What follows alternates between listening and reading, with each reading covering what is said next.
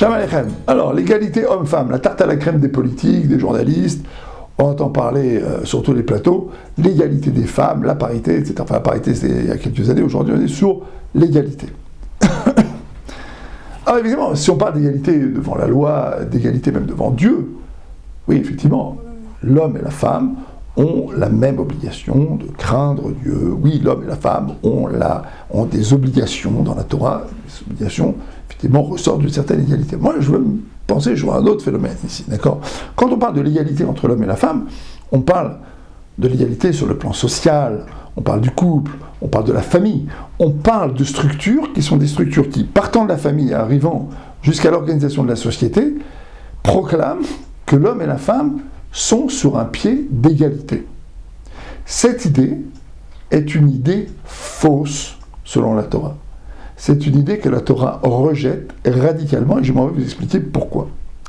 Depuis l'aube de l'histoire du peuple juif, le peuple juif est fondé sur cette histoire de rôle, sur le concept du rôle. Chaque tribu avait un rôle. Vous regardez à la fin de la Genèse, à la fin de Bereshit, vous voyez les bénédictions, les brachot adressées par notre ancêtre Yaakov aux Shvatim, aux tribus, à ses fils, et vous voyez qu'en fait il va assigner à chacun un rôle. La tribu de Yehuda va avoir un rôle qui est celui de la royauté, la tribu de Lévi qui est un rôle qui est celui d'étudier la Torah, la tribu de Lévi qui va être un rôle de leader sur le plan spirituel, la tribu de Zévouloun qui va être une tribu qui va s'occuper de faire du commerce pour amener de la parnassa, pour amener ce qu'il faut comme subsistance donc à la tribu de Issachar, etc., etc. C'est Am Israël, le peuple juif est fondé sur cette idée de rôle, n'est pas fondé sur cette idée d'égalité, fondé sur le fait que les tribus ont un rôle.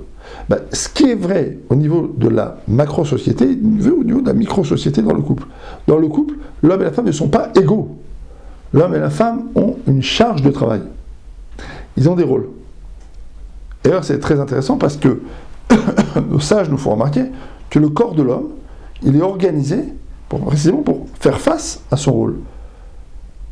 Il est organisé pour cela. Alors, l'homme, il a sur ses épaules la responsabilité de la subsistance de sa famille. Et effectivement, il va avoir les épaules un petit peu plus carrées. La femme a sur ses épaules le rôle d'être celle qui fait vivre l'intérieur de la maison. Elle va porter les enfants, elle va s'occuper de leur éducation, elle va jouer un rôle moteur dans l'organisation de la maison. Il va y avoir en quelque sorte un ministre des Affaires étrangères qui va s'occuper d'amener la subsistance à la maison, qui va s'occuper d'étudier la Torah et de ramener les valeurs de la Torah dans la maison, et il va y avoir le ministre de l'Intérieur, si je puis dire, en quelque sorte, ou on va dire le ministre des Affaires sociales, qui est là, qui est chargé d'organiser la maison, de faire vivre la maison, et de transmettre dans la maison également, on va dire, l'intérieur des valeurs de la Torah. Ok, je vous ai tracé ici un truc, vous allez me dire, bon, c'est mignon, c'est gentil, mais on est en 2023.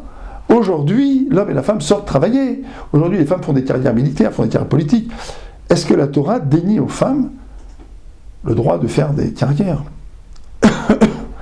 C'est une fausse question. Et je vous explique pourquoi. La Torah ne s'intéresse pas à ça. C'est pas ça qui est en jeu ici. Même une femme qui fait une carrière brillante, et les femmes peuvent faire des carrières, il n'y a absolument aucun problème. Des carrières d'informaticiennes, des carrières de comptables. Les femmes peuvent faire des carrières professionnelles, il n'y a aucun problème.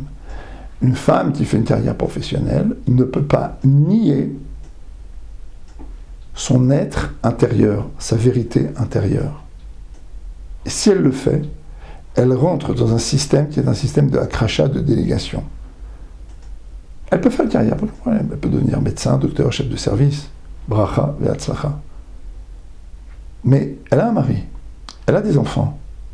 Elle représente par sa sensibilité, par sa finesse, par ce que nos sages appellent la bina yetera, ce supplément de force à comprendre les choses cachées, par son intuition, elle représente un moteur intérieur dans la maison. Et donc, elle est appelée à jouer ce rôle.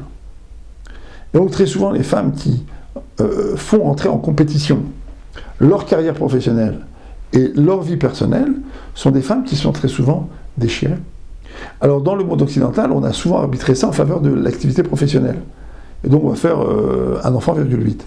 Mais c'est pas ce que le judaïsme préconise. C'est pas ce que la Torah préconise. Pas du tout. Au niveau énergétique, ce que la Torah propose, c'est que la femme soit à sa place en comprenant qu'elle a des choses à faire dans sa maison, qu'elle a des choses à transmettre, qu'elle ait une force vive à l'intérieur de son foyer, qu'elle garde cet aspect-là de sa personnalité, qu'elle ne soit pas dans le déni de cette personnalité, qu'elle ne soit pas dans la masculinisation de sa personnalité, car les hommes et les femmes ont chacun un aspect féminin et masculin, d'accord, dans leur âme même. Nous avons dans notre âme, dans notre neshama, la partie divine, une partie masculine et féminine. Mais même qu'une femme fasse carrière, qu'elle ne donne pas à la masculinisation de sa neshama, de son âme, de sa force vitale, qu'elle ne donne pas droit de citer.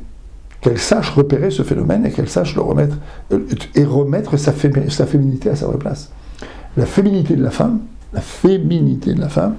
elle s'exprime dans le foyer par le fait que la femme assume complètement ce rôle d'être celle qui amène de la sensibilité dans la maison, qui amène un certain contact avec les enfants, une capacité à comprendre les enfants, qui, au travers de la nourriture qu'elle prépare, au travers du pain de Shabbat qu'elle prépare, des chalotes qu'elle prépare, va transmettre beaucoup d'amour, elle va transmettre beaucoup de choses par la nourriture qu'elle donne, et puis même par ses prières. Par exemple, le Stapler, le père de Raphaël, il disait qu'une femme qui fait des bénédictions à voix haute dans la maison, ça vaut 1000 cours sur l'éducation. Simplement une femme qui offre le spectacle d'un attachement au mitzvot. D'accord ? Et puis également, un attachement au dialogue. Donc vous voyez, l'idée maîtresse du judaïsme, c'est celle-là. Cette idée de rôle. La même chose pour l'homme. D'accord ? L'homme, effectivement, il a une carrière, mais quand il rentre à la maison, avant de rentrer à la maison, il attend quelques minutes, et là, il rentre dans son Beth Amikdash, il rentre dans son sanctuaire. Mais il a un rôle à jouer. D'accord ? Il retrousse les manches. Rav Steinman, on lui demandait est-ce qu'il y a une ségoula, est-ce qu'il y a un conseil que les Chachamim nous ont donné, Motzei Shabbat, pour la Parnassa, et pour avoir une bonne Parnassa, pour avoir une bonne subsistance. Il dit oui, il y a un conseil, c'est que les maris retroussent les manches et qu'ils donnent un coup de main pour ranger la maison. D'accord ? Alors, ce genre de choses qu'on n'a pas besoin de dire aujourd'hui, parce que les gens ont compris qu'on donne un coup de main. Enfin, il y a encore des gens qui vivent il y a 20 000 ans dans des contrées reculées de sauvages et qui croient qu'il ne faut pas donner un coup de main à la maison. Mais sinon, en règle générale, les gens normaux ont compris qu'il faut le faire. Mais là aussi, c'est intéressant. Un homme, lorsqu'il donne un coup de main à la maison, il est volontaire. Alors que la femme, elle est sur son terrain de travail. Vous voyez, la mythologie égalitaire, dire « Ah ben non, il faut que tout le monde soit engagé de la même manière ». Mais ça n'est pas comme ça que ça se passe. Ça n'est pas comme ça que ça se passe. Un homme qui donne un coup de main à la maison, il doit donner un coup de main. Un homme qui est là, qui est présent dans la maison, qui est là, qui participe aux tâches ménagères, qui aide, il est sur le terrain du volontariat civil, ce qu'on appelle ici le volontariat civil. Il fait du volontariat. D'accord ? Alors que la femme, elle est au taquet. Elle est au taquet. C'est chez elle. Elle est ici sur un terrain dans lequel elle s'investit, mais elle s'investit parce qu'elle se sent obligée de s'y investir. Et donc, vous voyez, cette notion-là, qu'on retrouve ici, d'une manière générale dans la Torah, qu'on retrouve dans la vie juive, qu'on retrouve dans la vie familiale, elle est d'abord basée sur cette notion de rôle. Et donc, la notion de rôle va amener deux choses. Un, d'abord, la prise de responsabilité.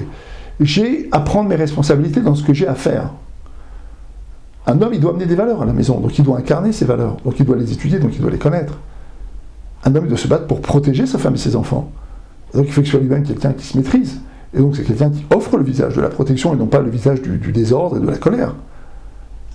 Une femme va donner une vie, une âme intérieure, et donc il faut qu'elle-même, par son comportement, elle représente cette âme et cette vie intérieure. Donc vous voyez, ces notions-là de rôle et ces notions de travail en commun vont créer cette notion de responsabilité, de complémentarité. La responsabilité que chacun doit prendre à l'intérieur de la maison et la complémentarité que ça implique, sur laquelle ça repose, font qu'un couple juif peut, avec tous les aléas de la vie, toutes les crises qu'on peut passer, peut retomber sur ses pieds et avoir ce qu'on appelle une relation harmonieuse. Et c'est tout à fait fondamental. Last but not least. Regardez bien le corps de la femme et le corps de l'homme. Hachem a créé l'homme et la femme avec des corps différents, des psychismes différents, parce qu'ils ont des forces différentes, parce qu'ils ont des rôles différents, parce qu'ils ont un but différent, et parce que, ayant un but différent sur le plan personnel, quand ils vont s'unir dans le mariage, ils vont construire un but collectif dans lequel chacun va jouer son rôle. Cette complémentarité, cette prise de responsabilité, cette harmonie qui s'installe dans le couple, elle fait que quand on affronte des crises inévitables, les tremblements de terre inévitables, on trouve beaucoup plus facilement ses repères, on se pose beaucoup plus facilement les bonnes questions. Je ne suis pas à accuser l'autre. Pourquoi je dois accuser l'autre? Il n'a pas fait, il n'a pas dit, il a fait ceci, il a fait cela. Mais toi, tu as fait ce que tu devais faire. Toi, tu as accompli ce que tu devais accomplir. Toi, tu t'es remis en cause. Tu as été à ta place, tu as fait ce que tu devais faire. Pose-toi cette question. Avant d'accuser l'autre, prenons en charge notre part. Prenons nos responsabilités, assumons notre rôle, posons-nous des questions sur notre rôle, nous les hommes, vous les femmes, et donc voyons dans les périodes de crise si oui ou non on a été correctement à notre place. Voilà une des bases du couple juif, et la raison pour laquelle finalement cette fadaise de l'égalité est complètement balayée par la Torah et par nos sages, parce qu'elle n'a pas du tout sa place dans la construction de la famille juive. La construction de la famille juive et la construction du peuple juif, elle est entièrement basée sur cette notion de rôle, et cette notion de rôle, elle s'incarne dans le corps même des gens et dans leur force psychique. Alors évidemment, il y a des hommes fragiles, il y a des femmes fortes, il y a des femmes qui sont écrasées par leur sensibilité, des hommes extrêmement agressifs. Vous avez toutes les variétés de comportements. Mais nous, on est bien placés, les thérapeutes, pour voir que finalement, ces variétés de comportements, elles traduisent la plupart du temps un déficit dans des structures qui sont des structures de base chez les gens. C'est très souvent des structures qui devraient être présentes ne sont pas présentes. Alors, il faut se poser la question de pourquoi. Qu'est-ce qui s'est passé au niveau des parents? Qu'est-ce qui s'est passé au niveau transgénérationnel qui a fait qu'on a du mal à occuper complètement sa place? Voilà. Puis parfois, effectivement, il faut essayer de comprendre.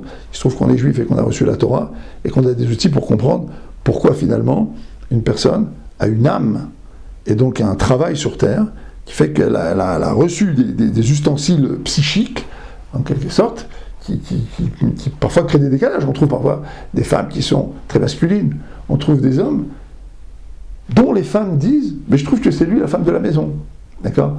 Alors, toutes ces paroles-là ne sont pas anodines dans la thérapie, parce qu'elles traduisent encore une fois un désordre, mais un désordre qui peut être un désordre dans la perception de son propre rôle et dans la perception du rôle de l'autre, mais elles peuvent traduire aussi un désordre qui a été introduit dans les familles sur finalement la structure de la famille et le rôle de chacun.